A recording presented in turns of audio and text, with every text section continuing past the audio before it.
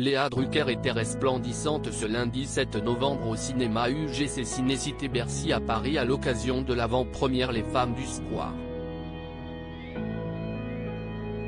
L'actrice de 50 ans portait une sublime robe moulante noire en cuir et prenait notamment la pose aux côtés de son compagnon Julien Rambaldi, qui est le réalisateur de ce long métrage dans lequel elle tient d'ailleurs un rôle.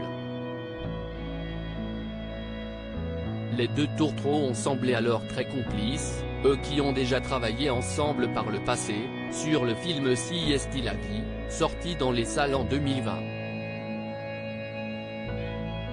En mars dernier, alors que ce deuxième projet en commun avec son chéri n'était qu'un construction, la lauréate du César 2019 de la meilleure actrice pour son rôle dans Jusqu'à la garde faisait quelques confidences sur leur collaboration.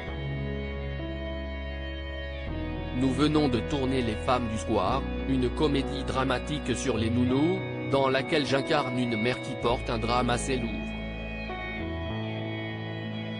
La première fois, pour Si est-il la vie, j'appréhendais un peu de mêler travail et vie intime, mais là, j'y suis allé en sachant que ce serait confortable, car Julien est un cinéaste qui sait ce qu'il veut, avec lequel on s'amuse, et j'ai une grande confiance dans sa direction, racontait-elle dans les pages de Femina.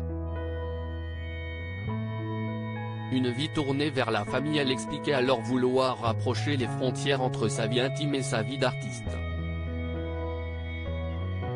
Cela se fait assez naturellement, car je n'ai rien à cacher. Je mène une vie confortable mais assez simple et très tournée vers la famille, se confiait la nièce de Michel Drucker, alors qu'elle est mère avec son chéri Julien d'une fille prénommée Martha, née en 2014. Il n'empêche, je veille à garder un peu de mystère.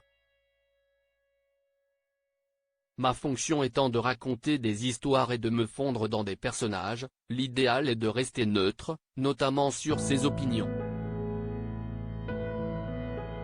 Si est d'ailleurs la difficulté de ce genre de film, dont le thème impose une forme d'engagement, avait-elle ajouté. À noter qu'Elodie Navarre, Vidal Arzoni, Aya Hidara, Asuma So et Bouagnaga Pilipili, qui jouent également Les Femmes du Square, étaient eux aussi au rendez-vous pour cette avant-première.